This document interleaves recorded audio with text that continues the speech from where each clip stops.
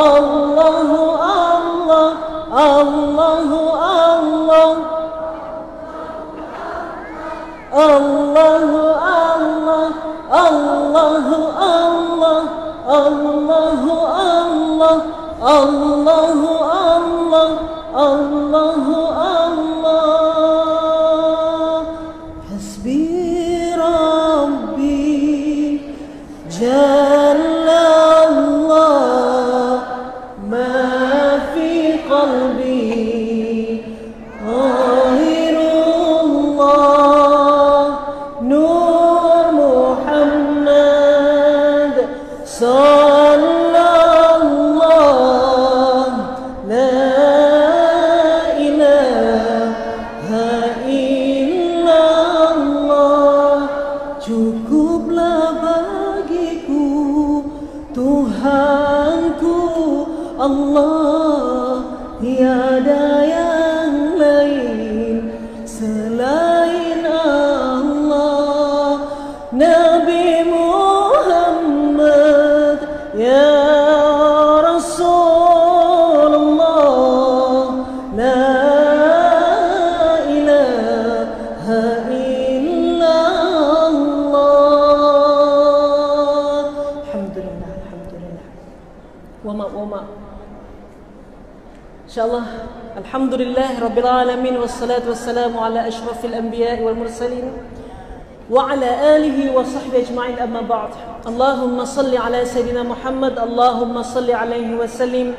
Kita mulakan majlis kita pada petang ini, ibu-ibu yang dikasihi Allah sekalian, bersama adinda saya yang sangat manis senyumannya, baru saja melahirkan anak yang ke-17. Silap.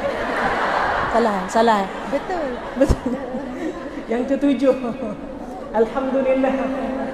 7, Allah. Apa ustazah cakap semua percaya. Yang ke-7, alhamdulillah. Apabila bersalinnya seorang wanita, jadilah ia seperti bayinya. Allah ampunkan dosanya bersama darah-darah yang keluar. Apa lagi Wan? Jom salin. Kilang dah tutup. Copeknya nutup kilang. Alhamdulillah, syukur pada Allah. Tajuk kita hari ini, ibu-ibu yang berkumpul ni semua ibu-ibu sekalian. Saya ibu, ustazah ibu. Saya dah jadi nenek. Alhamdulillah, ada 4 anak dan 2 cucu. Alhamdulillah, kita ibu. Kadang-kadang ada orang cakap, kau buat apa? Kau buat apa sekarang? Saya suri rumah aja. Suri rumah je. Kenapa? Malu jadi suri rumah. Wih, semangat. Ada orang bukan akak. Sebab dia malu, ada kawan dia kerja, lepas ambil EU dapat terus kerja. Ada orang belajar syariah terus jadi ustazah, macam ustazah. Kan? Alhamdulillah. Tanya dia buat apa? Di rumah aja, jaga anak, jaga mami je. Kenapa? Malu. Itulah pekerjaan yang paling mulia di sisi Allah Subhanahu wa taala. Ibu-ibu sekalian, ibu-ibu semua dimuliakan oleh Allah. Bidadari itu cantik. Bidadari itu cantik. Dia dimuliakan oleh Allah. Satu jari kelengkeng tak habis penuh, tunjuk separuh padam matahari. Kerana cantiknya bidadari.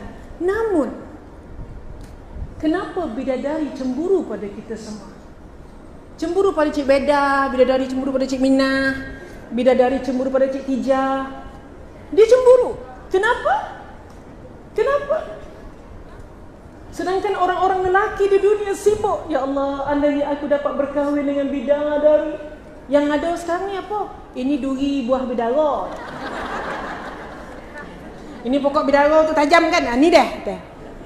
Kan? Dia orang rindu nak jumpa bidadari. Sedangkan bidadari di dunia ini sebenarnya lebih mulia daripada bidadari di syurga. Kenapa ibu-ibu sekalian? Sebab ibu-ibu sekalian adalah makhluk yang Allah kurniakan rahim di dalam diri kita. Rahim.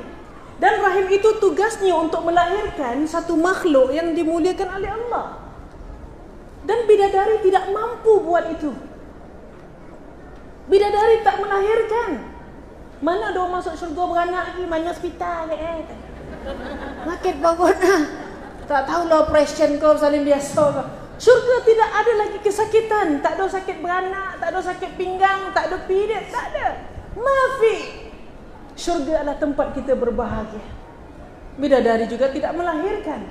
Disitulah kemuliaan seorang wanita. Sebab itu ibu-ibu, wanita ini dimuliakan oleh Allah Subhanahu Wa Taala. Jangan buat main dengan orang perempuan. Kau kelentong orang perempuan, tengok-tengok tahu ke dia. Abang, buat apa tadi? Tak abang. Dia pun heran, macam mana isteri aku ni boleh agak-agak ni. Sedangkan Allah yang memberi gerakan hati kepada isterinya. Isterinya solat fardu, jaga puasa. Allah yang memberi rasa kepada isterinya. Subhanallah. Apabila seorang wanita mengangkat tangan sebagai seorang ibu, doanya makbul, doa baiknya makbul, doa buruknya mustajab. Itu hebatnya seorang wanita. Lama Bona bercakap, Ustazah lah pula, Ustazah. Nah, Ustazah. Saya serahkan pada Ustazah Asma. Okay.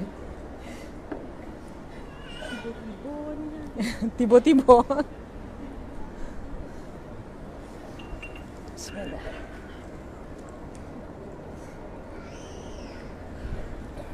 Subhanallah. Alhamdulillah. Allahu Akbar.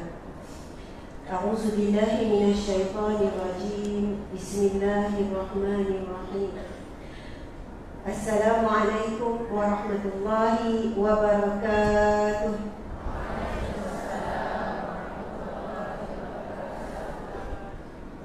Yang dimuliakan Al-Fadilah Ustazah Asni Mansur, guru saya. Subhanallah. Seterusnya, terima kasih kepada pihak masjid. Masya Allah, sebuah masjid yang Allah berkati. Ini merupakan rumah Allah, dan yang berada di rumah Allah adalah mereka yang diberkati oleh Allah Subhanahu Wa Taala.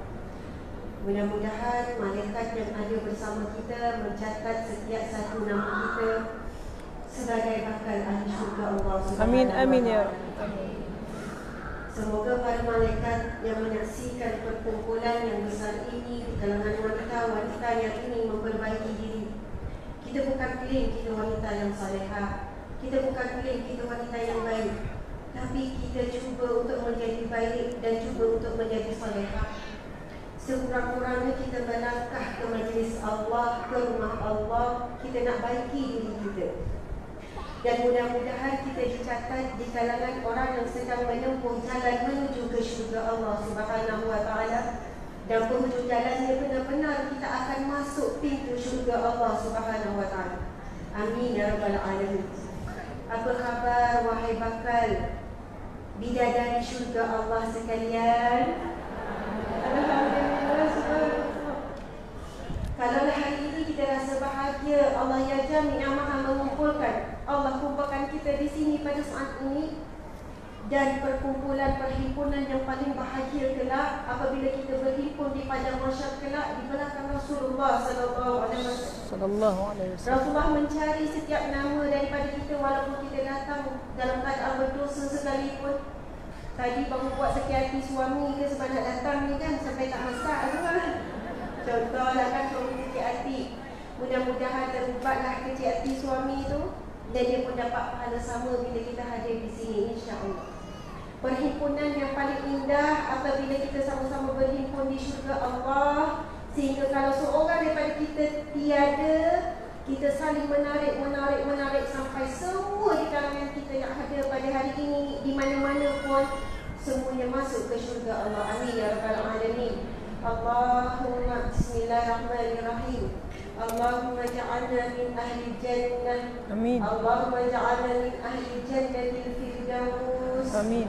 Bighairi hisab, bighairi azab. Amin. Ya Allah, pilihlah kami ya Allah. Amin. Di kalangan penghuni syurga firdausmu, tanpa hisab dan tanpa azab ya Allah. Amin. Pilihlah kami, ibu bapa kami ya Allah, suami kami ya Allah, anak-anak zuriat keturunan kami, sahabat-sahabat kami ya Allah. Amin. Seluruh wanita-wanita yang salehah ya Allah. Amin. Wanita yang taat kepada suami dalam sabar ya Allah. Wanita yang dipuji ya Allah. Allahumma ja'alna minal muslimatil mu'minatil qanitati abidati ya Allah. Ya Allah, jadikanlah kami di kalangan wanita yang solehah, yang beriman ya Allah, wanita yang taat dan kuat ibadah ya Allah. Rabbana atina fid dunya hasanah wa fil akhirati hasanah wa qina azabannar wa qina azabal qabr wa qina azabal mahsyar. Wa sallallahu ala sayyidina Muhammad wa ala alihi wa sahbihi wa sallam. Walhamdulillahi rabbil alamin.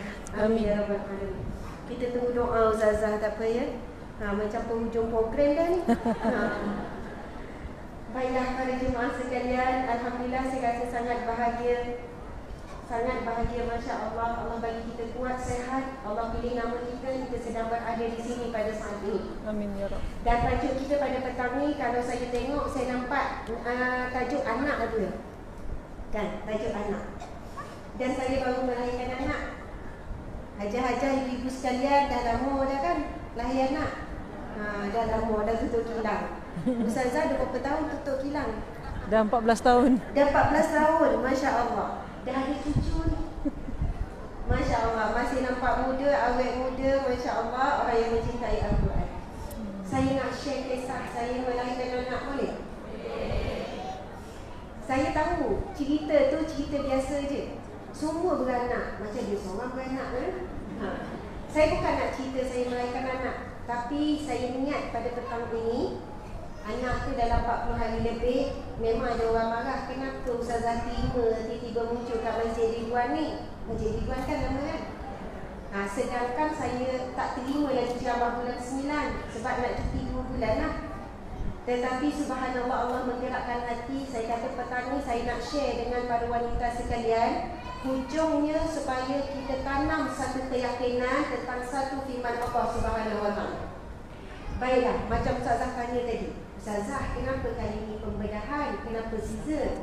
Nama orang anak saya nama yang ni Caesar. Oh, yang ni, subhanallah. Sampai 3 pun. Yang ni kena tukar-tukar sebab ada satu je. Okey. Macam hospital Ustazah.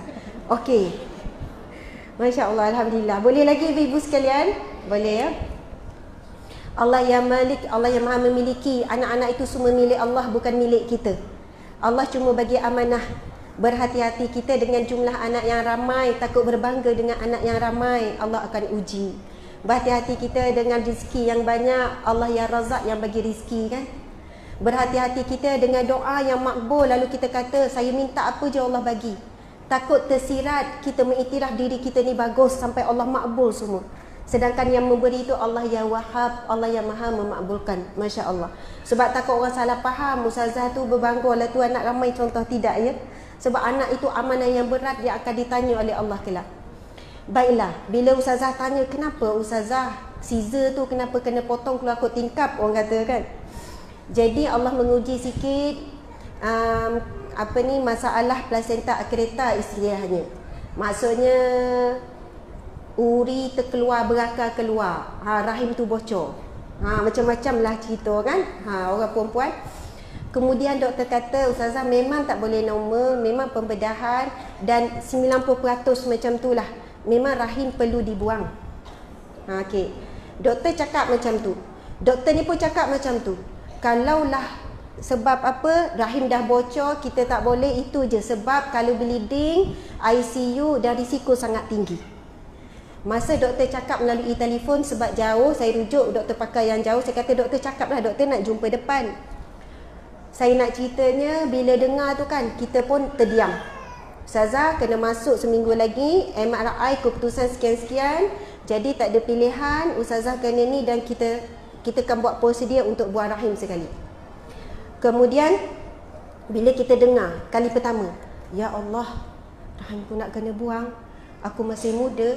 Malam tu start daripada tu menangis, lepas duduk baca kesan rahim yang dibuang. Saya tahu ramai yang rahim wanita dah pun dibuang, anggota badan kita dibuang, mesti kita rasa apa kesan dia, apa sekian-sekian, subhanallah, dah tak ada uzur, sekian-sekian, gangguan hormon, macam-macam lah. Kita baca pengalaman orang yang dibuang rahim. Masya Allah. Menangis malam tu. Jadilah bangun malam, betul tak? mengadu, merayu, satu minta dengan Allah, ya Allah selamatkanlah rahimku, selamatlah rahimku, ya Allah selamatkanlah. Duk minta yang tu lah. Betapa tamaknya kita. Allah nak test sikit je. Kemudian pagi besok saya ada ceramah di Shah Alam. Takdir Allah, masa saya pergi ke ceramah tersebut, habis ceramah, ada seorang muslimah, ada seorang wanita, dia tanya biasa-biasa je, Ustazah macam mana bila ni due ni, sebab masa tu dah dekat. Nak masuk hospital dah minggu depan ni, dah wajib dah masuk. Kemudian dia tanya kenapa gini-gini, saya tersebut pada dia sedangkan tak kenal sangat pun. Rahim, mungkin rahim pun kena buang. Lepas tu dia pegang saya, Ustazah rahim saya dah lama kena buang. Saya tu tanya, sebab saya nampak dia muda, dia budak. Umur kamu berapa? 28. Kamu dah kahwin? Dah. Dah ada anak? Fikiran kita, betul kan? Dah ada anak. Tak ada Ustazah, tak ada rezeki. Anak pertama, dia cerita anak pertama dia mengandung 38 minggu. Memang nak keluar dah 38 minggu. Kan ibu-ibu faham 38 minggu maksudnya dah sampai masa. Anak meninggal dalam perut. Tak lama mengandung lagi, naik motor dengan suami aksiden, rahim pecah, anak meninggal, sekali rahim dibuang. Saya nak sampaikan, Masya Allah, saya doa minta dengan Allah selamatkan rahim. Allah jawab doa saya, Allah temukan saya besok, Allah jawab. Allah temukan dengan wanita yang lebih jauh ujiannya. Saya menangis, saya kata malu kepada Allah, aku sangat tamak. Allah dah bagi anak 6 orang, nak masuk 7. Allah baru nak test saja yang kamu ceramah, kata sabar, berlapang dada dengan Allah, sangka baik dengan Allah.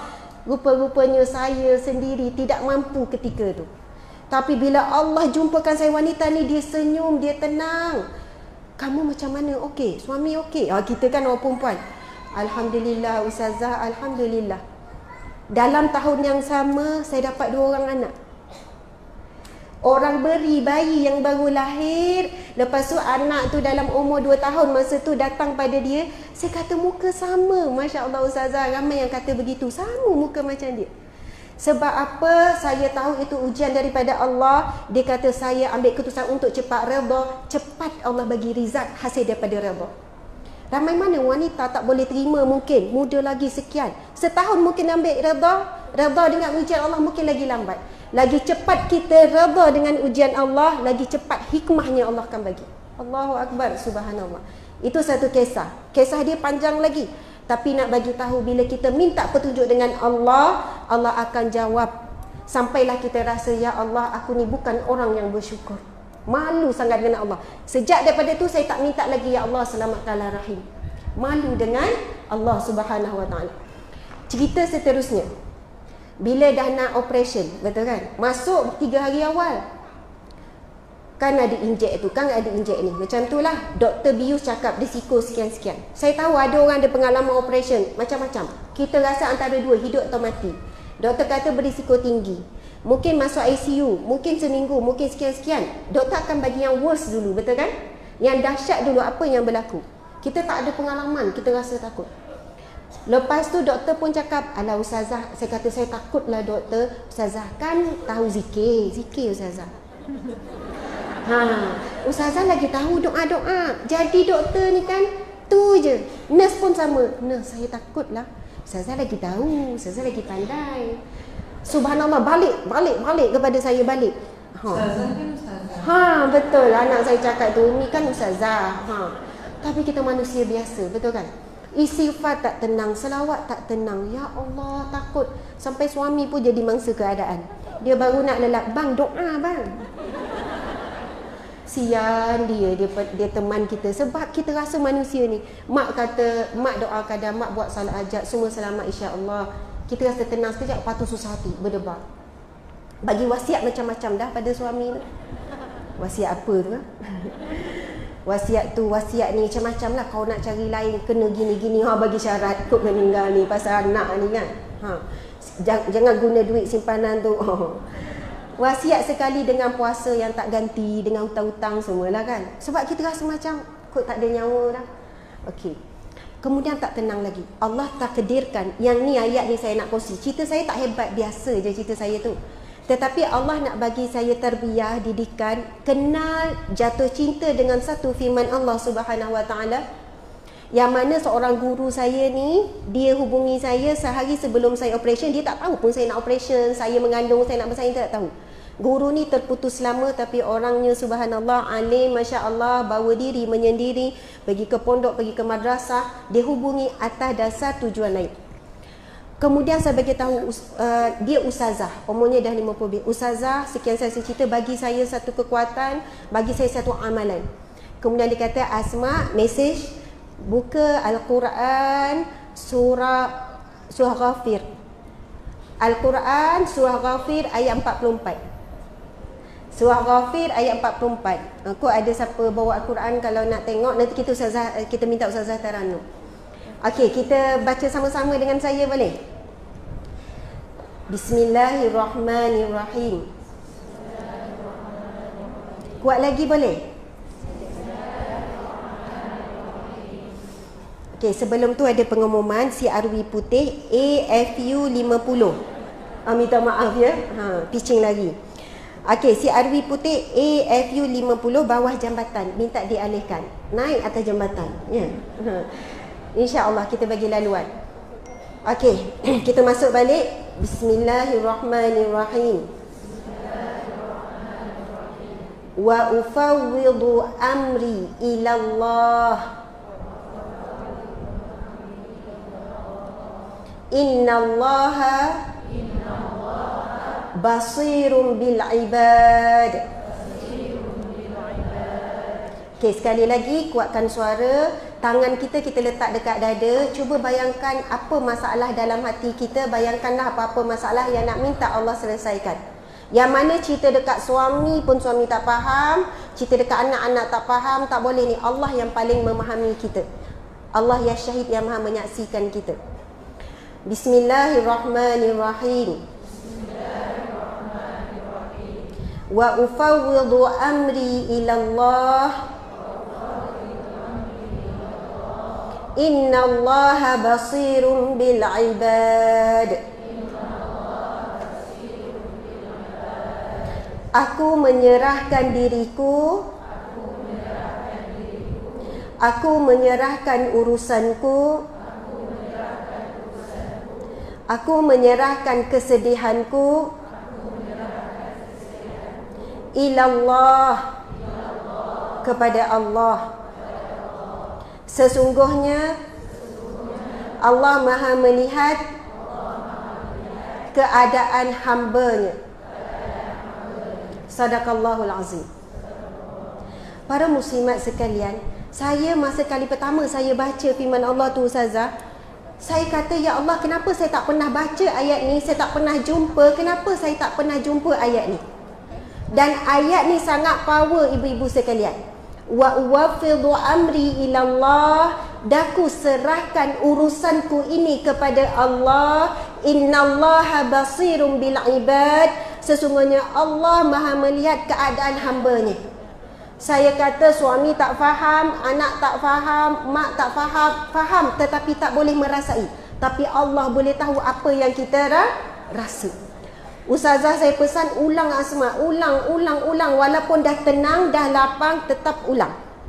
Ulang, lama-lama rasa lega, rasa tenang, tunggu dengan tenang, hantar ke bilik bedah dan sebagainya. Sampai nak masuk bilik bedah, nurse pun kata, Ustazah selfie ya.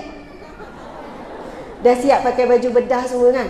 Kita ni dada macam nak pecah, boleh senyum selfie. Yang ni datang selfie jumpa Ustazah kan.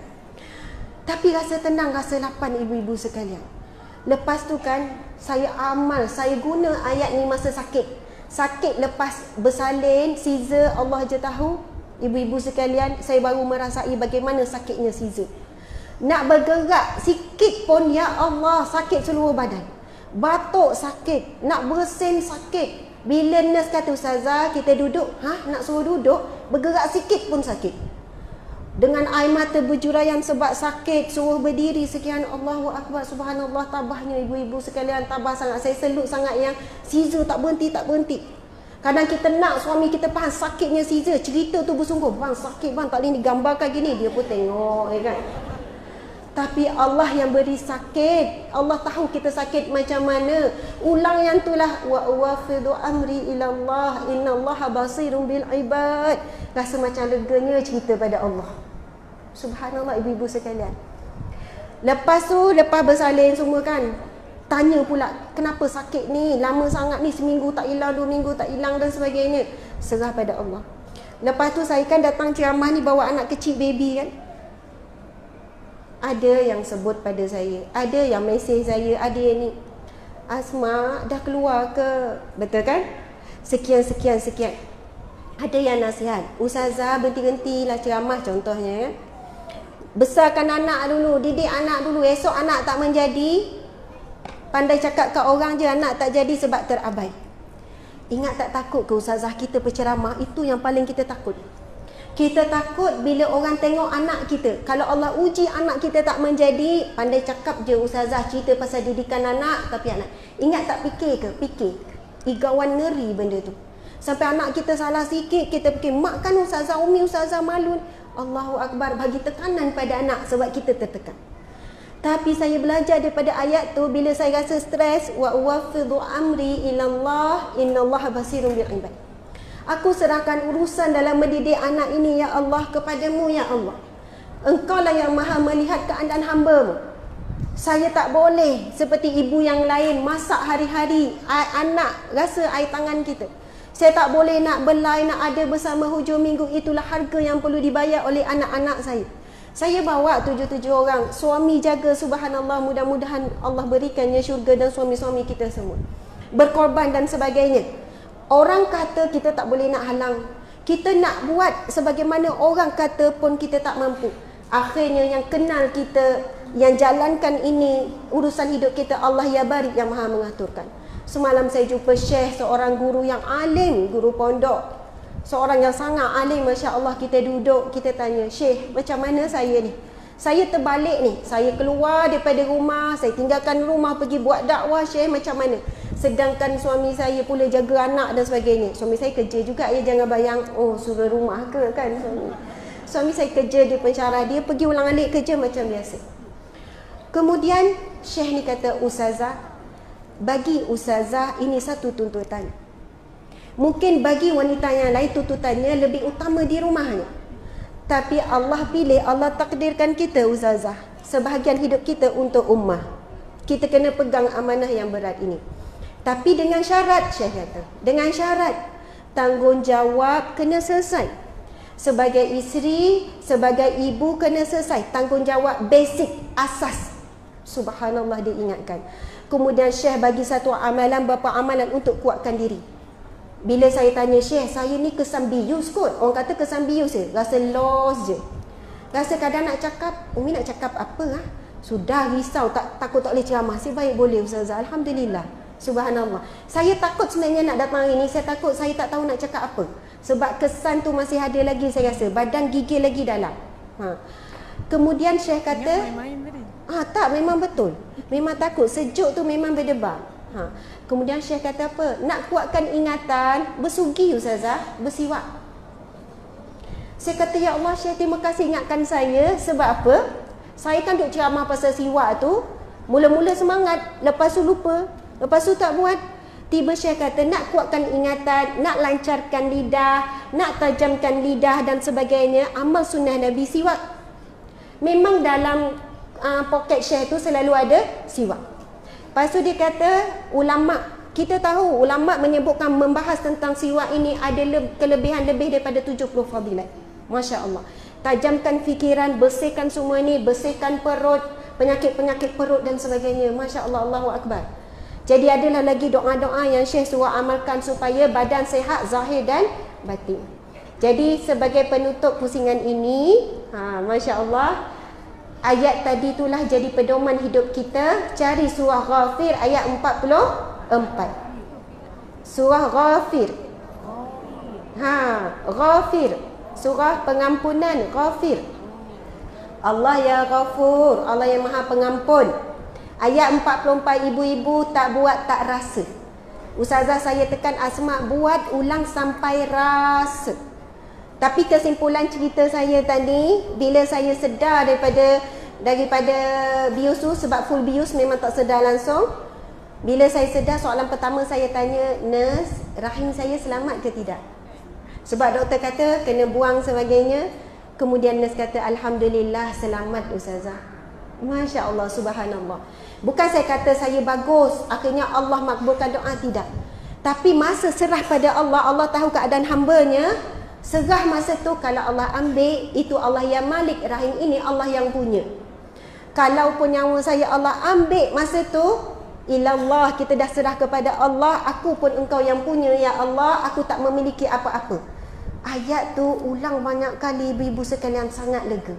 Siapa ada masalah dengan suami, masalah dengan anak, masalah dengan jiran, dengan adik-beradik, cuba duduk, ulanglah 10 kali sampai rasa. Kita akan rasa lapang, kita akan rasa tenang. Orang yang tenang, dia menang. Dia menang melawan hawa nafsunya. Dia menang melawan bisikan syaitan yang mengganggu keimanan kita, insya-Allah. Saya mohon maaf salah dan silap dalam penyampaian ini. Sekian. Assalamualaikum warahmatullahi. Kembali pada ustazah.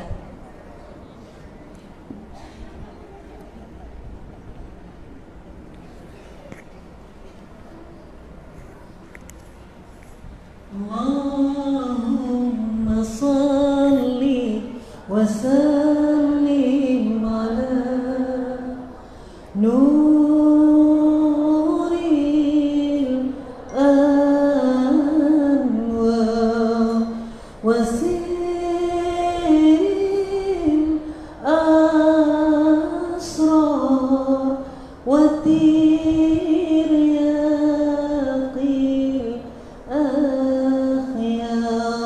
ومفتاح باب يسار سيدنا ومولانا محمد المختار وآله الطهار وأصحابه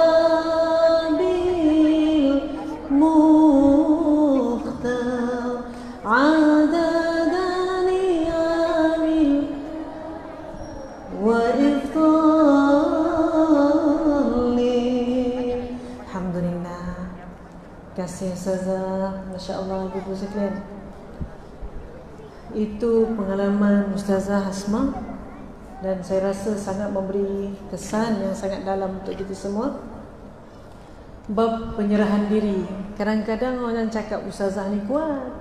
Ustazah kan Ustazah, suka macam tu. Kan? Kadang-kadang kita tanya, boleh ke kalau kita buat macam ni? Ustazah kan Ustazah. Ustazah juga manusia yang kadang-kadang perlu tanya, perlu minta nasihat. Dan kadang-kadang yang menasihati kita tu orang biasa-biasa. Dan kadang-kadang kita pun tengok iktibar daripada biasa-biasa, daripada tumbuhan, daripada binatang. Belajarlah dengan alam, belajarlah dengan manusia. Ibu-ibu sekalian, apa yang Ustazah cerita tadi adalah bab penyerahan diri pada urusan hidup. Menyerah diri pada urusan hidup kita. Semua serah pada Allah. Semua serah pada Allah. Orang cakap tak rasa tak tahu. Cakap senanglah Ustazah tu nak ceramah. Serah diri pada Allah Subhanahu Wa Taala. Kono kat dia. Kan? Sebab itu ibu-ibu, setiap orang ada takdir masing-masing. Setiap orang ada takdir masing-masing. Ni takdirnya lain, Kak Minah takdirnya lain, ini takdirnya lain. Kenapa? Sebab Allah ingin mengajar sesuatu pada kita. Kadang-kadang ada orang dia suka fikir kalau macam ni macam mana, macam saya cakap tadi. Kan? Kita ni tamak. Bukan tak bersyukur, tapi tamak.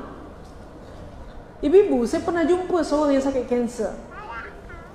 Bila dia dah diagnose kena kanser, orang kena kanser biasa kalau kita jumpa dia akan murung. 10 orang saya jumpa, 10 murung. Satu ni special. Kebanyakan kalau orang dah diagnose kanser, macam mana Kak? Apa keputusan doktor?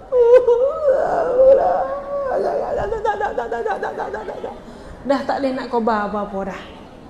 Tahulah tu, stage berapa Kak? Stage 3, stage 4. Tapi seorang kakak ni yang saya jumpa, Kak macam mana? Alhamdulillah Ustazah, akak stage 4 dah. Alhamdulillah. Alhamdulillah. Akak okey tak? Alhamdulillah. Siap senyum.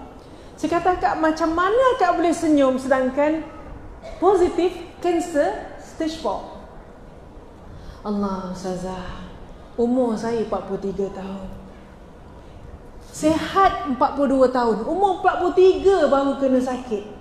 Tidakkah boleh saya menjadi seorang hamba yang bersyukur untuk 42 tahun yang sehat?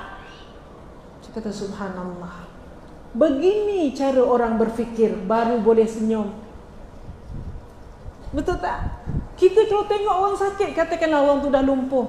Apa khabar Wan? Macam ni halah khabar? Tak tahu nak khabar apa kita. Melepek macam ni. Berak orang basuh, konceng orang basuh. Kan? Ada orang, seorang imam yang bernama Syekh Imam Al-Busairi, makamnya ada di Mesir. Saya belajar sesuatu. Dia kena lumpuh. Dia ni adalah seorang sastrawan istana. Sastrawan. Sajak dia, puisi dia sangat hebat. Kalau dia buat puisi, 2 kampung boleh bergaduh. Contohlah, kampung ni cantik, kampung tu buruk, dia bergaduh tu. Sebab sajak dia. Ini contoh.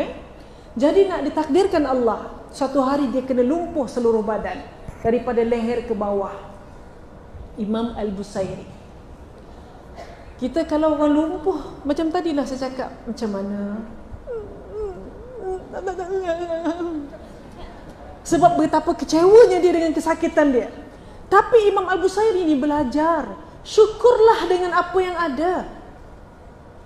Syukur dengan apa yang ada. Jadi dia cakap, saya lumpuh leher ke bawah, tapi kepala boleh pakai lagi, lidah boleh ngaji lagi. Alhamdulillah. Alhamdulillah. Jarang jumpa orang lumpuh cakap, apa khabar makcik? Alhamdulillah. Makan bersuap semua, tapi dia sebut Alhamdulillah. Berkat syukurnya dia atas takdir, berkat sabarnya dia atas musibah, Allah bagi dia satu idea. Allah bagi dia ilham untuk mencipta satu karangan puisi dan bait-bait qasidah memuji Rasulullah sallallahu alaihi wasallam. Puji Rasulullah, dapat idea. La in syakartum la azidannakum wa la in kafartum inna azabi lasyadid. Kalau kau syukur aku tambah. Kau syukur aku tambah. Kau syukur aku tambah. Ni kita tak pakai ni. Jadi atas syukurnya itu Allah bagi dia satu idea. Dia pun mengarang cerita dan qasidah tentang Rasulullah sallallahu alaihi wasallam, daripada Rasulullah belum lahir sampailah Rasulullah wafat. Ada 10 bab ibu-ibu sekalian qasidahnya. Dan qasidah ini dinamakan sebagai qasidah Burdah Imam Al-Busairi. Burdah itu apa? Selendang. Kenapa dipanggil selendang? Ketika dia mengarang karangan itu memuji Rasulullah, dia tertidur dan Rasulullah hadir dalam mimpinya. Dan ada di antara bait-bait qasidah itu dilengkapkan oleh Rasul sallallahu alaihi wasallam. Dalam mimpinya Rasulullah letak selendang, Rasulullah ambil selimutkan dia. Allahumma salli ala sayyidina Muhammad. Dan Rasulullah raut badannya. Bila dia sedar, ada yang mengatakan qasidah burdah Rasulullah itu tinggal pada dia, dan ada yang mengatakan tidak. Wallahu a'lam. Tanpa dia sedar, lepas tu dia bangun. Dia kata, aku mimpi Rasul, aku mimpi Rasulullah.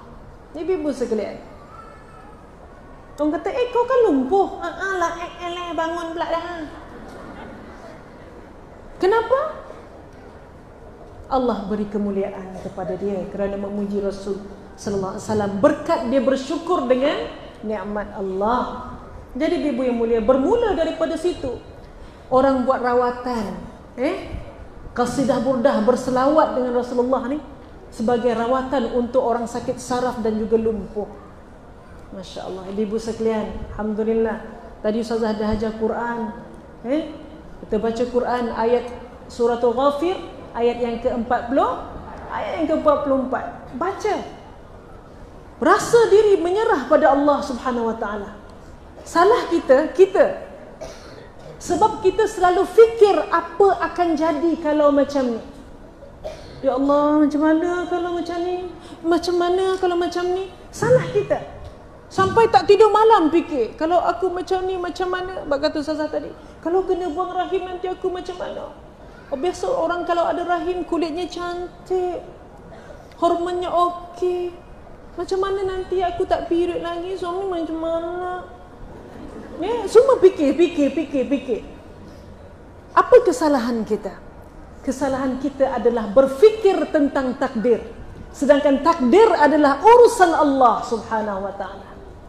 Takdir urusan Allah. Ada orang suaminya meninggal. Ya Allah, macam mana nak hidup tak ada abang. Contoh.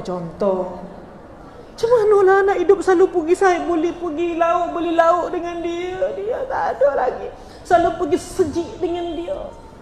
Nak pergi sejik sore-sore. Gana nak hidup ni.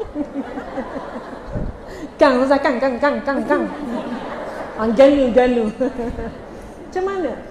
Itu yang dia menangis ibu sekalian. Sebab kita berfikir tentang takdir. Takdir tugas Allah. Yang mencipta takdir Allah. Tugas kita. Tugas Allah mencipta takdir. Tugas kita apa? Mencari mampu dalam meredai takdir-takdirnya. Itu je kerja kita. Yang fikir, siapa suruh? Siapa suruh fikir? Ada orang dapat musibah, dia resah. Oh, macam mana? Musibah bukan untuk diresah. Musibah adalah proses untuk kita mendapat hadiah daripada Allah. Tunggu je hadiah daripada Allah. Ibu-ibu sekalian, saya nak share juga satu perkara, tapi kelakarlah sikit. Ustazah, sebab saya nak cuba apply musibah proses dapat hadiah. Suatu hari rumah saya dirompak. Ini cerita betul, tak tipu dah. Tak percaya tanya Mak Den. Mak ada depan tah. Rumah saya dirompak. Saya tak kena ikat. Agaknya comel kot. Tak muat. Menantu saya kena ikat. Ya. Jadi perompak cakap, nak duit. Saya kata, saya nak tutup aurat. Saya cakap, ya silakan bu, silakan. Dia kata. Baik pula. Agak perompak ni masuk pesantren.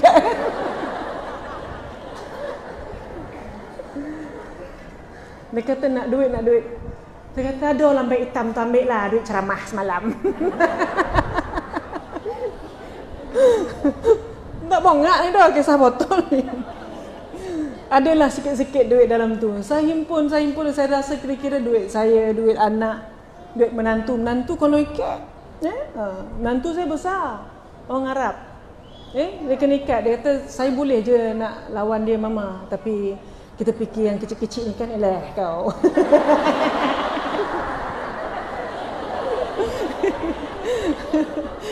Jadi ibu pendekkan cerita, sekejap je lah dia masuk, dia ambil duit. Yang bagusnya mak saya punya tawakal tinggi. Dia duduk bilik seorang, perompak tu tak kacau pun dia. Tapi dia masuk bilik mak saya. Cuma mak saya ni nasib baik dia, beg dia, dalam beg itu banyak duit rasa ada 3,000. Tapi yang paling atas dia ada satu beg kecil. Dan dalam beg tu ada gigi pasu dia.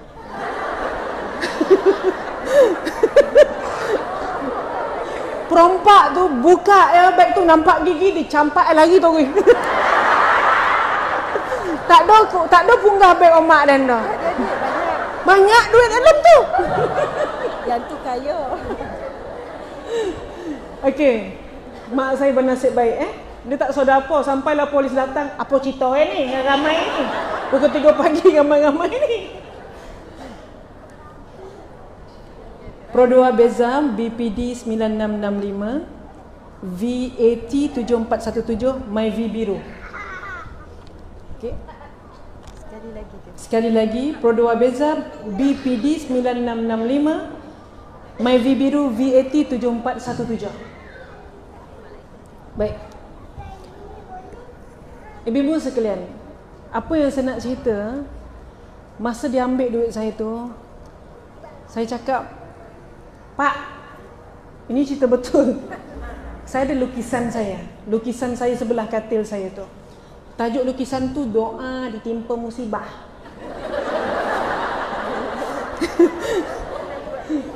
Inna lillahi wa inna ilaihi raji'un. Allahumma ajurni fi musibati wa akhlif li khairan minha. Pak, lukisan saya ni enggak mau, Pak. Ini lukisan ni mahal ni, 2,000 ni, Pak. Watercolor painting. Enggak mau. Ambil, Pak, 2,000 ni, Pak. Enggak mau. Lepas tu akhirnya dia keluarlah. So kesimpulannya, yang kehilangan kami pada malam itu lebih kurang dalam 2,000 lah. Jadi sebelum dia keluar, dia ambil, dia kata, tunggu sini, kami sudah mau keluar, dia cakap. Lepas tu saya cakap, Fisabilillah. Sampai pula tu ceramahan pula. Lepas tu menantu saya kata, Mama, Fisabilillah. Masa tu ibu, saya cakap, InsyaAllah Allah ganti, Allah ganti yang lebih baik, InsyaAllah. Fisabilillah. Macam orang Pakistan get makan, Fisabilillah. Jadi ibu sekalian, saya nak share. Alhamdulillah kami tidak panik dan saya redha. Tak apa, hai Allah, aku redha. Mudah-mudahan kau ganti dengan yang lebih baik. Tak lama selepas itu ibu sekalian, ada orang beli lukisan saya dengan jumlah RM6,000. Saya kata, inilah rupanya hadiah Allah. Alah, setiap musibah adalah proses menunggu hadiah. Sebab itu setiap musibah jangan diresah dan jangan dibaca. Kalau tak duit tu boleh bayar bil api, boleh bayar estro. Kalau tak duit tu boleh ni. Jangan baca. Kalau you redha, fisabilillah. Allah akan ganti yang lebih baik. Di sini ibu sekalian, Ustazah Asma tadi cerita adalah belajar cara kita berfikir untuk menghadap sesuatu. Belajar berfikir untuk cara menghadap sesuatu perkara. Kalau Allah bagi kita sakit, dah demam dah, ini Allah sayang lah ni. Sebab aku kan malas main tahajud, jadi kau dapat demam, sabarkan pahala lebih. Terima kasih Allah. Khalas. Betul tak? Cara kita berfikir. Macam kakak tadi, 42 tahun aku sehat, 43 tahun baru aku sakit. Tidakkah aku perlu menjadi orang yang bersyukur? Khalas. InsyaAllah. Jadi ibu yang mulia, sebab itu penyerahan diri pada Allah adalah sesuatu latihan yang bukan hanya pada mulut, tapi Allah nak latih kita hati, bicara dan juga perbuatan. Kita baca Fatihah setiap hari. Allahu Akbar. Bismillahirrahmanirrahim. Bismillah.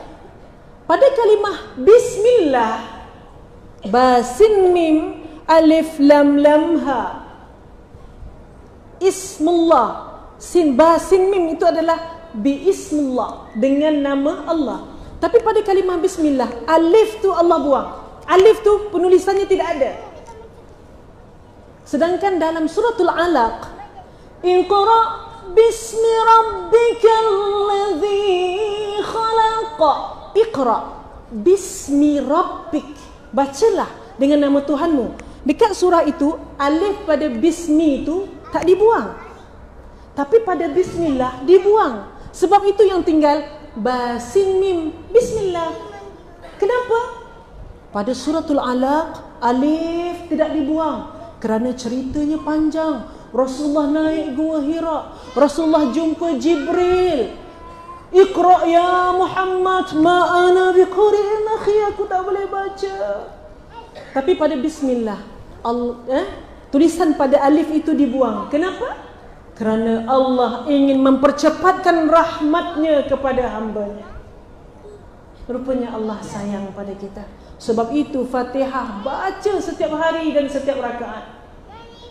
Allah nak beritahu, Bismillah, rahmat aku dah dekat dengan engkau. Jangan kecewa dengan dunia ini. Jangan kecewa dengan takdirmu. Jangan dibaca kisah-kisah sedihmu. Serahkanlah kepada Allah.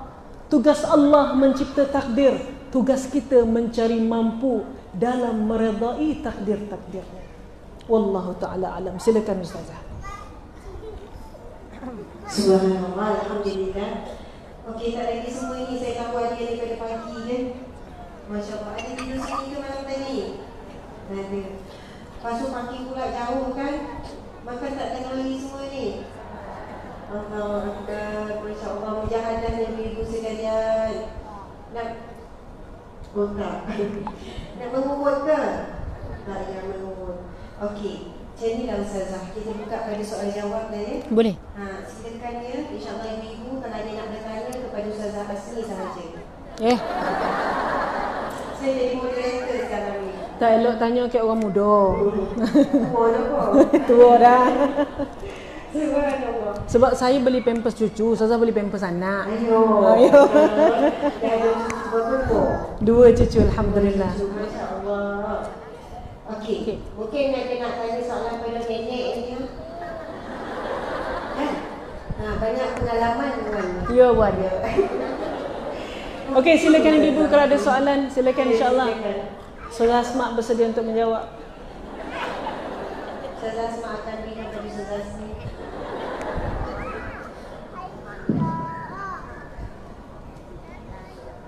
Jangan risau nak tanya.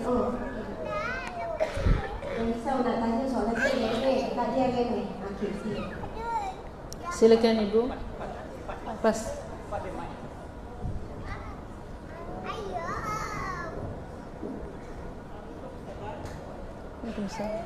Okey, kalau kita bersedekah di rumah anak yatim atau hafiz, bolehkah kita niatkan zakat? Jawab Ustazah. Ustazah kau jawab zakat dulu kan? Sila Ustazah. Ustazah lah zakat-zakat ni. Wallahu a'lam. Boleh jawab gitu? Boleh.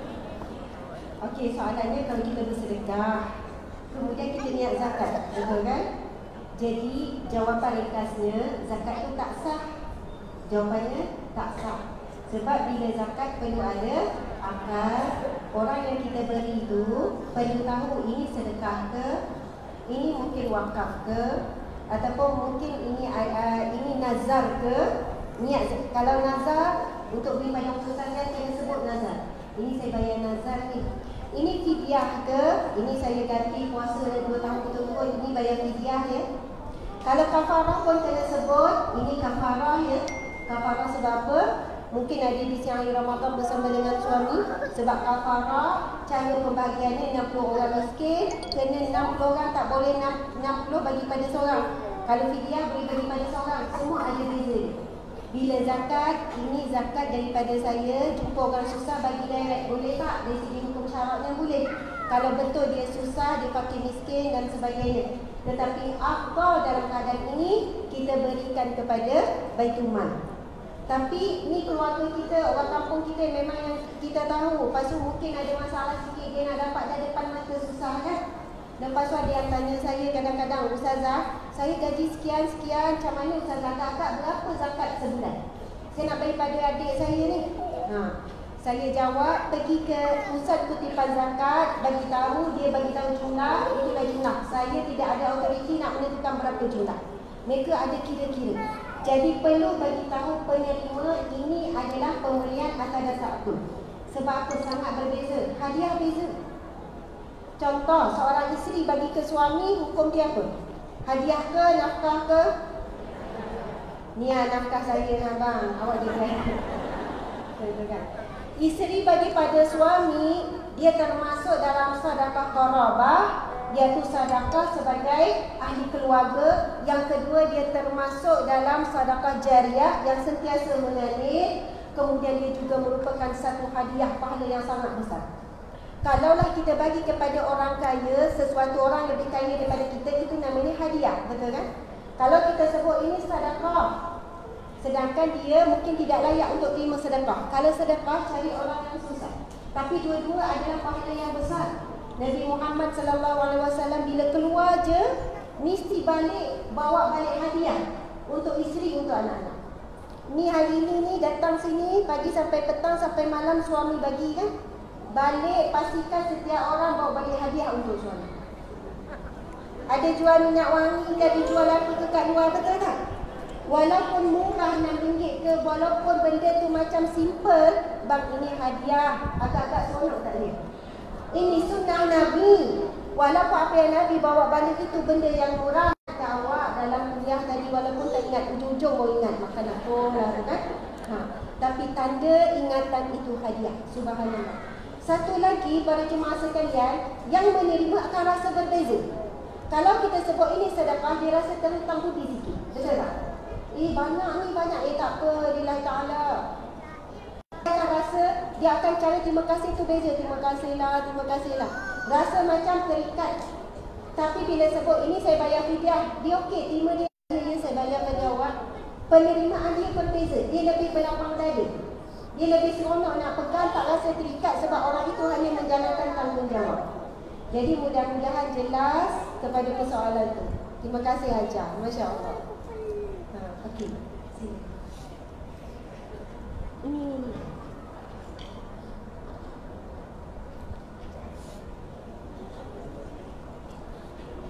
Assalamualaikum warahmatullahi wabarakatuh.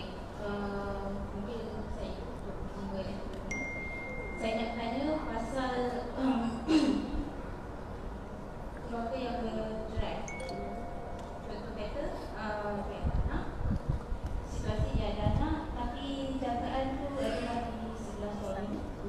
Tak apa juga tanggungjawab si ibu tu, sedangkan anak tidak bersama dengan dia. Macam mana dia nak apa tanggungjawab dia untuk anak-anak?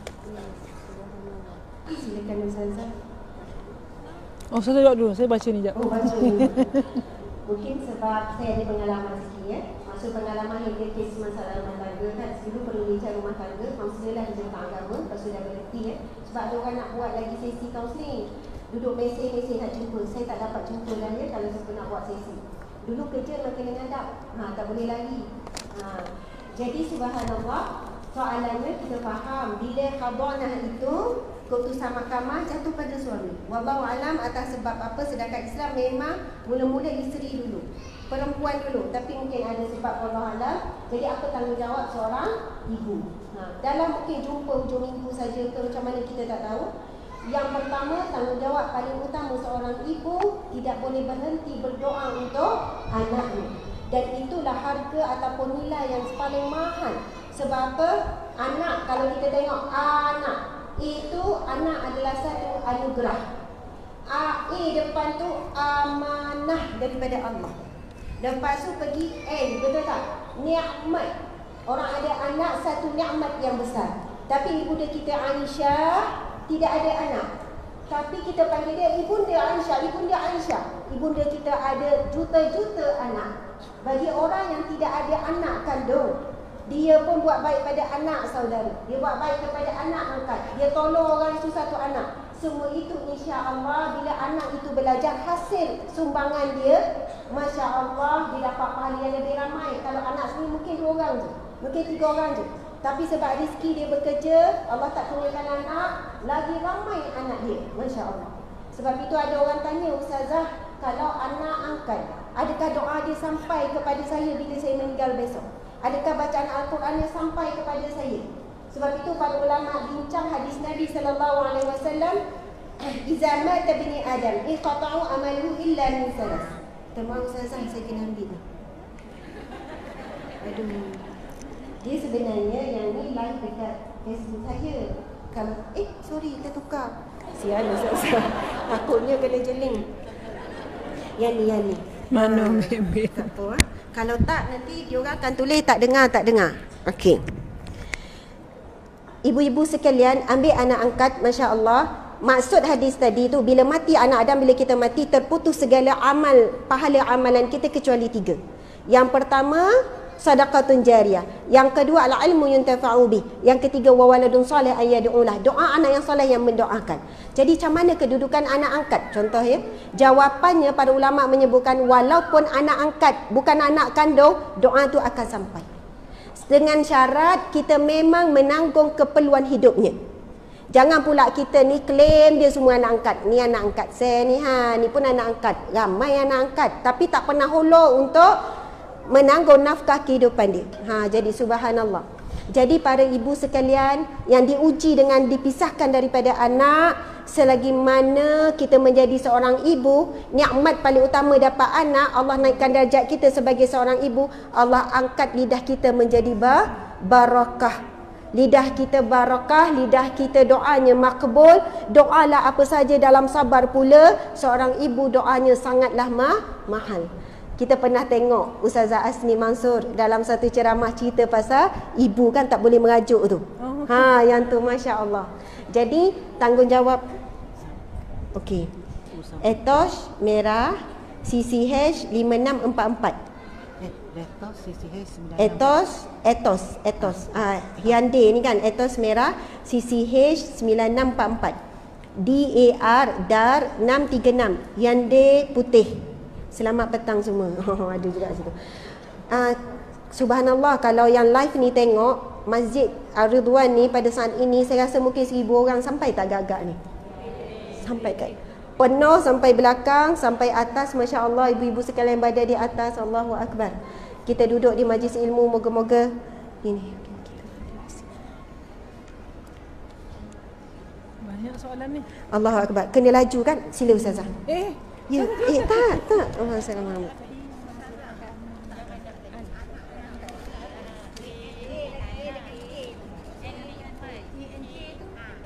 To be continue. Nanti. Ni tak ada. Yang ANAK tu saya kata anak tu. Nanti kita sambung lepas ni. Tak apa. Ustazah. Nanti jadi lama Ustazah. Baik. Ada soalan ibu-ibu banyak, Masya Allah. Soalan, ada di antara soalan bagi tahu bagaimana dengan kehidupan bagi wanita yang sudah berpisah dengan suaminya.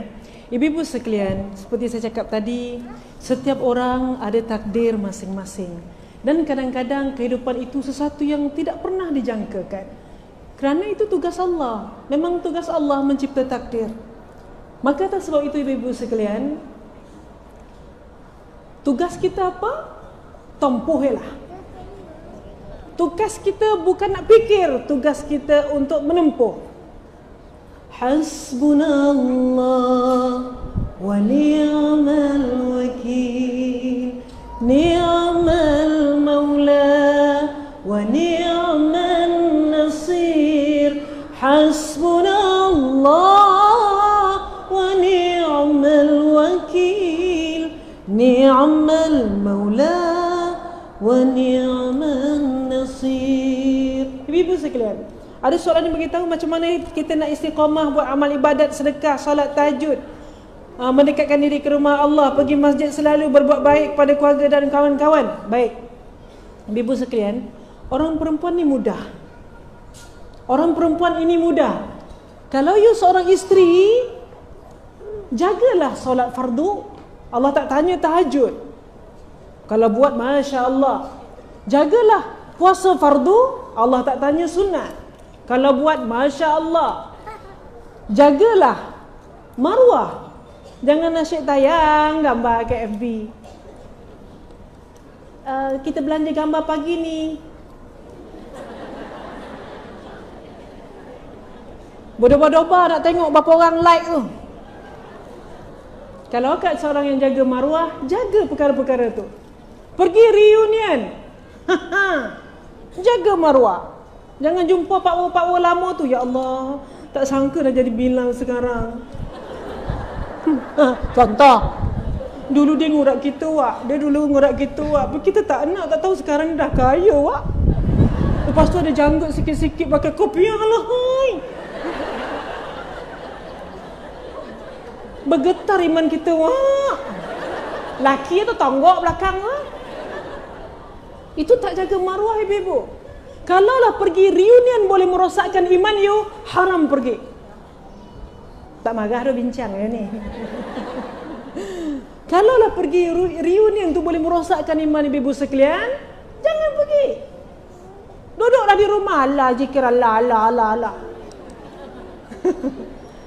Sebab ibu-ibu sekalian, kadang-kadang kekasih lama ni menggetarkan jiwa. Sebab masa tu akak umur 30 tahun. Memang ingatan tu dia susah nak lupa. Pak Wo umur 40 tahun tu cepet lupa. Okey. Pergi cerita pasal apa tadi, dah lupa dah pula dah. Istiqomah.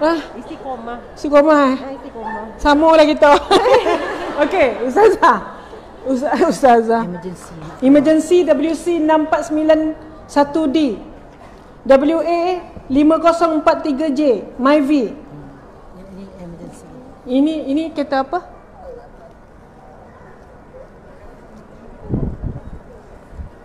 Okey, emergency tolong alihkan kereta. Dan kalau ibu-ibu, seorang suri rumah, jaga fardu, jaga solat, jaga puasa, jaga maruah dan taatlah pada suamimu. Jangan tinggalkan tempat tidur. Walau macam mana alim pun nak balik kuliah, satu hari suntuk pergi Ridwan, balik berzikir astagfirullah, astagfirullah. Ustazah Asma kata, berserahlah kepada takdir. Bacalah wa ufawidu ni. Wa ufawidu. Suami panggil, "Jah, main ada orang tidur jah. Astagfirullah, astagfirullah, astagfirullah. Wa ufawidu." Dia nak baca doa Ustazah Asma lagi ni hang. Ingat ibu-ibu, apa-apa amalan, baca Quran, solat sunat, itu sunat. Yang suami panggil itu tetap menjadi wajib. Bersegeralah mencari suamimu.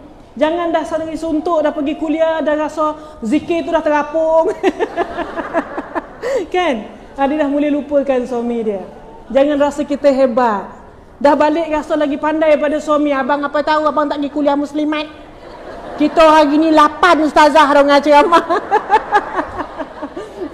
Dah mula dia pandang rendah kat suami itu. Abang apa tahu? Tak, abang apa tahu? Abang apa tahu? Kan? Jadi ibu sekalian, kena faham di mana kedudukan kita. Faham di mana kedudukan kita. Baik. Ini bagi yang ada suami. Bagi yang tak ada suami. Sebab bukan semua orang takdirnya begitu. Maryam alaihissalam tidak ada suami tapi menjadi ibu pada seorang nabi. Siapa lagi? Rabi'atul Adawiyah sampai habis meninggal dia tak kahwin tapi dia menjadi seorang wali Allah. Masing-masing ada cara untuk mencari pintu syurga. Sebab itu kita tak boleh pandang rendah ke orang. Tak boleh pandang rendah ke orang. Dia tu tak ada lelaki tu dah, seorang itu dia jagalah kau. Haram. Jangan. Doakan dia yang baik-baik. Kalau orang dah tak ada suami, semoga Allah menggantikan kau yang lebih baik. Dalam kurungan, tapi bukan suami aku. Banyak bona koteh ni kat tak terayu orang baca dah. Ustazah. Apa-apa nanti kalau tak sempat baca di sini, Ustazah akan jawab di Facebook dia. Okey? Yes, ya. Silakan. Belakang ada soalan. Assalamualaikum. Waalaikumsalam. Saya nak tanya, apa beza fasik dengan munafik? Ustazah, fasik dengan munafik. Baik, ibu-ibu sekalian, fasik ini adalah orang jahat. Maksud dia orang yang buat maksiat. Minum arak itu fasik. Munafik ni orang depan kita lain, belakang kita lain. Sebenarnya munafik ni khas untuk orang-orang Yahudi. Yang dulunya depan Rasulullah tunjuk baik Yahudi di Madinah. Tapi rupanya beliau adalah orang-orang Yahudi yang mencari jalan untuk menjatuhkan Rasul sallallahu alaihi wasallam. Okey? Insya-Allah. Dan ada ulama bagi tahu tanda-tanda orang munafik ini ialah bila bercakap bohong yang kerjaan. Bila berjanji tak pernah tepati. Bila diberi amanah dia tidak tunaikan amanah. Okey? Insya-Allah. Okey. Silakan kakak yang bertudung oranye lama angkat tangan tu ha.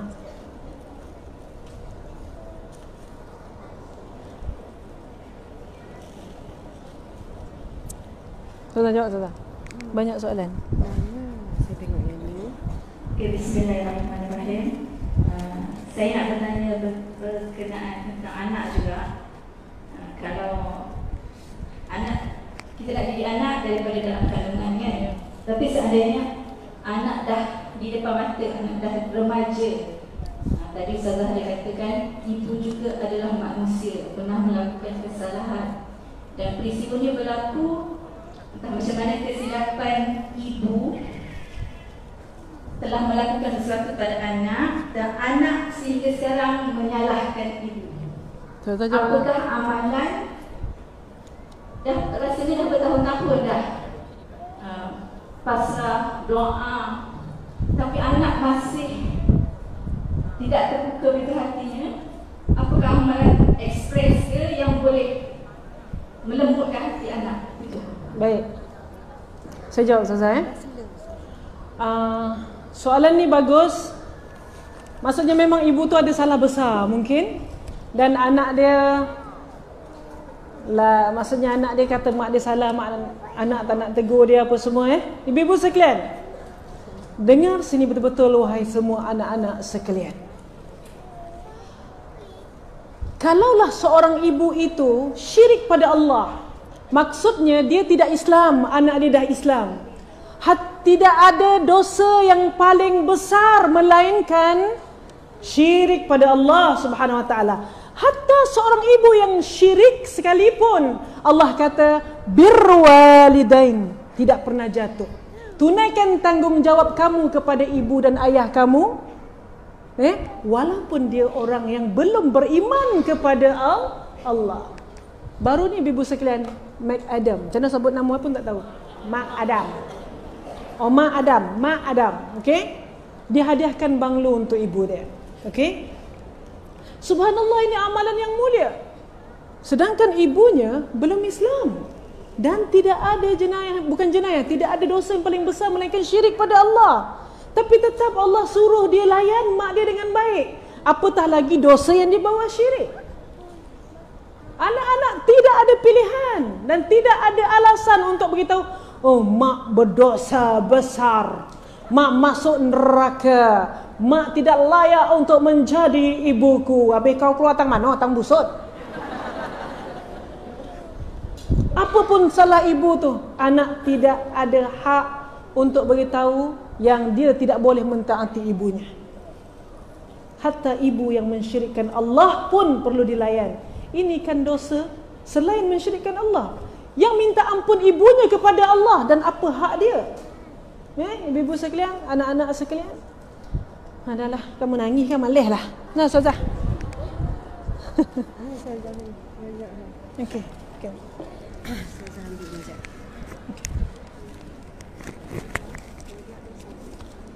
Okey, sila.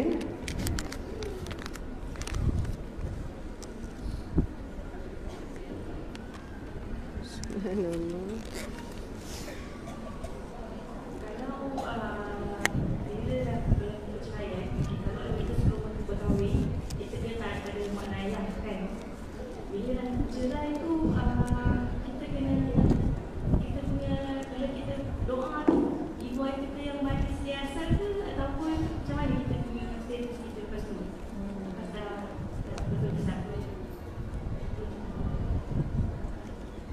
Okey, subhanallah. Okey, insya-Allah soalannya lepas berpisah, sebelum ni kita dengan suami, ketaatan ke apa? Doa apa semua. Kemudian kalaulah berpisah, adakah balik semula kepada ibu ayah? Dosa pahala, maksudnya menanggungnya. Oh, okey. Bila nikah kan katanya suami akan menanggung dosa isteri kalau isteri melakukan sesuatu kemungkaran, dengan syarat kalau suami tak pernah tegur. Kalau suami dah tegur, suami dah nasihat, maka suami tidak menanggung lagi lah dosa tu. Sebab kita menanggung dosa kita sendiri, itu jelas. Jadi sama juga keadaan dengan ibu bapa. Masya Allah. Jadi ibu bapa dah menegur, ibu bapa dah didik, masih buat kesilapan, itu kitalah tanggung sendiri. Masya Allah. Tak adalah menyusahkan lagi mak ayah. Namun dalam keadaan ibu bapa tak didik daripada kecil, anak ni tak solat, anak ni dia dah aurat dan sebagainya, adalah berkaitan dengan ibu ayah tu. Saya mohon maaf jawab pendek je ya. Boleh ya, minta maaf. Sebab soalannya ada beberapa soalan yang bagus. Lepas tu kita ni 10 minit lagi asar ni. Betul kan? 4.10 asar ke? Lebih kurang 4.10, 4 suku gitu. Cara terbaik untuk menyuruh anak bersolat terutamanya di awal waktu. Saya nak jawab soalan ni begini. Apa yang mata lihat itu yang paling berkesan dalam pendidikan anak. Apa yang dilihat 80% mempengaruhi anak. Apa yang didengar 10% sahaja. Dan lain-lain sentuhan ke apa 10% lagi. Yang paling utama apa yang dilihat 80%. Benda ni ibu-ibu kita kena tanam dalam diri kita. Sebab itu ada seorang ibu bila dikata ustazah saya dah berbuih mulut dah, Semayanglah awal waktu, jangan tinggi suara. Contoh, baik-baiklah, elok-eloklah kamu adik-beradik, berkasih sayang dan sebagainya. Tapi kenapa anak tak berubah, doa pun tak jadi, pesan pun dah pesan, bebel pun bebel. Saya kata berhentilah untuk kita cakap, sebab itu mungkin boleh masuk 10% saja. Yang lain tu kita buat. Buat macam mana? Semayang biar anak nampak. Awal waktu, sebelum masuk waktu, dah siap dah kita atas sejadah, anak nampak kita. Kemudian bila baca Quran, baca di ruang tamu yang anak nampak. Anak duduk tengok TV, kita baca Quran.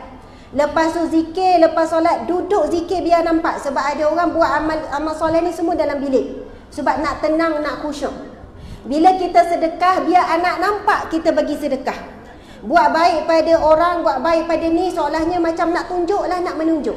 Tapi ibu-ibu sekalian, dalam bab menunjuk kepada anak, wajib kita adalah qudwah hasanah. Kita kena jadi idola kepada anak, contoh kepada anak. Percayalah, ia sangat berkesan. Contohlah, saya buat testimoni pada anak saya yang kecil, almost tahun lebih, namanya Raihanah. Bila saya nak doakan anak yang besar-besar tu, kita panggilkan anak, kita letak atas kepala, kita baca Ar-Rahman Alamal Quran, Allahumma hafazna bima hafazta ibadaka salihin. Saya nak panggil dia, susah yang kecil tu nak datang. Tapi setiap kali nak buat pada anak yang lain, buat depan dia. Buat depan dia. Bila dah buat depan dia, kejap datang. Kejap 10 minit datang, olor kepala. Dia nampak. Kejap olor. Dah lah Rehana, olor nak suruh baca. Dia tak faham pun. Lepas tu saya leka, saya sibuk. Dah lama tak buat, berapa hari tak buat. Dia pun tak datang. Betapa besarnya pengaruh apa yang dilihat. Kita kata jangan tinggi suara. Dia nampak kita tinggi suara pada suami contoh. Pada anak yang lain. Suara dia tetap tinggi. Kita kata bacalah Quran. Jadilah orang yang mencintai Al-Quran. Umi dengar ceramah bawa Al-Quran. Keluar dalil sekali. Tapi Umi duk pegang handset. Suruh pergi semayang, suruh pergi zikir, baca Quran. Duk pegang remote, baca Quran. Tak jadi. Sebab itu saya jumpa dalam internet perkongsian seorang ibu yang hebat. Dia kata macam mana anak jadi ketagih dengan Al-Quran. Dia kata dia dulu mula baca Al-Quran, ketagih Al-Quran depan anak sampai ketika anak datang. Dia pula tak ada masa baca Al-Quran waktu maghrib. Sebab apa? Anak ni daripada 2 muka surat nak naik 3 muka surat. Daripada 3 muka surat saya nak baca 4. Sampai anak ni minta untuk tambah bacaan. Kalau kita 2 lah, alah cukup dah 1. Sebab apa? Dia mula dulu diri dia tanpa putus asa. Berapa lama? Mungkin 2 minggu. Kalau nak polish anak yang dah lama, kita abaikan pendidikan, mungkin lagi lama makan masa. Mungkin sebulan baru nampak hasil. Kita istiqamah solat awal waktu. Kita istiqamah zikir. Kita istiqamah. Anak nampak terakam dalam minda separa sedar. Bila dia masuk dalam minda separa sedar, itu minda yang akan beri arahan untuk buat. Tanpa sedar, tiba-tiba dia buat. Masya Allah, subhanallah ibu-ibu sekalian. Banyak sangat soalan ujian, masalah. Boleh tak kalau cara kesimpulan daripada saya, macam-macam ni orang ada masalah ni. Balik ni, di antara kita orang menyampaikan tak untung, orang yang mendengar tak untung. Yang paling beruntung di antara kita adalah orang yang beramal. Apa pun masalah kita saat ini, Allah yang paling maha mengetahui. Allah yang beri masalah tersebut. Allah yang khafid, yang menyempitkan dada kita sekarang. Allah yang qabid, yang akan melapangkan dada kita sekarang. Kalau kita rasa kita terhina sekarang, ada orang hina kita, Allah yang muzil, Allah yang membuatkan kita terhina. Allah yang mu'iz, Allah juga yang akan memuliakan kita kembali. Jadi amalkan ayat tadi, ibu rasakanlah kehebatan ayat tersebut. Wa ufawwidhu amri ila Allah, innallaha basirun bil ibad. Betul-betul serah kepada Allah. Tetapi seandainya setahun, ustazah saya dah baca ayat tu, setahun tak berubah pun, masalah tak settle pun, yang berubah adalah hati kita. Kita dah mula masuk golongan apa? Yang bertawakal kepada Allah Subhanahu Wa Taala. Dan ini adalah ciri-ciri hamba Allah yang masuk syurga tanpa dihisap. Hadis Nabi tentang masuk syurga tanpa dihisap, bila ditanya apakah ciri-ciri, seseorang yang bertawakal penuh kepada Allah, tak ada kecewa walaupun doanya belum dimakbulkan Allah, walaupun sampai mati. Wallahu alam. Ana uhibbukunna fillah. abadan abadan. Saya sayang ibu-ibu sekalian kerana Allah selama-lamanya di dunia dan di akhirat, insya-Allah. Terima kasih di atas pertemuan yang indah ini. Mohon maaf salah silap dalam berbicara. Saya serahkan mungkin conclusion nak jawab soalan kepada Ustazah Asmi. Subhanallah.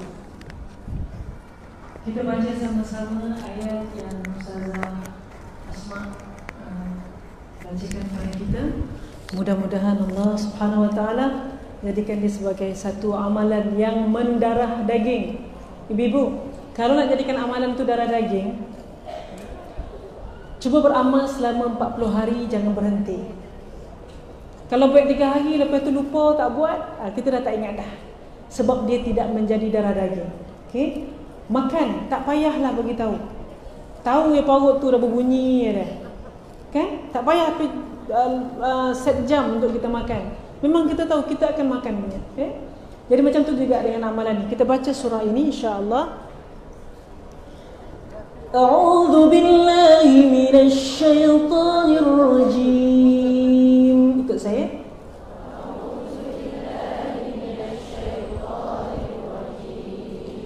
Wa ufawwidu amri ila Allah.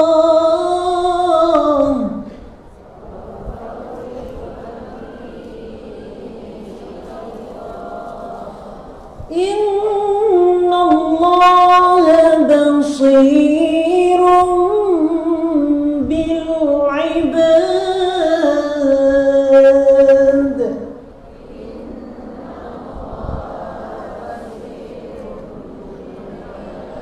وأفوض أمري إلى الله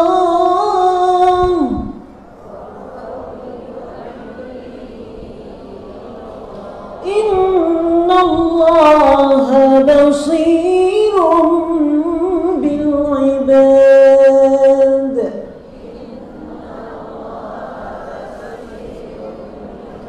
وأفوض أمري إلى الله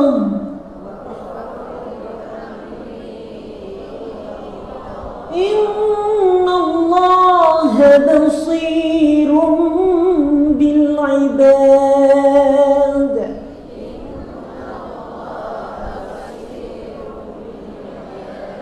Kuserahkan urusanku kepada Allah. Sesungguhnya Allah Maha melihat kepada hamba-Nya. Sadaqallahul azim. Kita tutup majlis dengan selawat. Allahumma salli ala Muhammad, ya Rabbi salli alaihi wa sallim. Allahumma salli ala Muhammad, ya Rabbi salli alaihi wa sallim. Allahumma ya Sami' yang Maha mendengar. Wahai Allah, dengarlah rintihan hati kami ya Allah. Ampunkanlah dosa-dosa kami. Wahai Allah ya Ghafir ya Ghafur, Allah yang Maha Pengampun, ampunkanlah kami. Jangan ada satu orang pun yang keluar daripada majlis ini melainkan Kau ampunkan dosa-dosa kami wahai Allah. Wahai Allah yang Maha memberi kesembuhan ya Allah, jangan ada seorang pun yang keluar daripada majlis ini melainkan Kau sembuhkan sakit-sakitnya ya Allah. Wahai Allah yang Maha melapangkan, ya Wasi', wahai Allah, tidak ada seorang pun yang keluar daripada majlis ini melainkan Kau lapangkan hati-hatinya. Allah ya Razak, ya Razak, wahai Allah yang Maha memberi rezeki. Tidak ada seorang pun yang keluar daripada majlis ini melainkan Allah lapangkan rezekinya. Allah berikan dia ilmu insya-Allah, dan insya-Allah tidak ada seorang pun yang keluar daripada rumah ini ya Allah, daripada masjid ini ya Allah, daripada rumah Allah ini ya Allah, melainkan Kau berikan kebahagiaan fid dunya wal akhirah. Amin ya rabbal alamin. Saya serahkan kepada pengurusi majlis.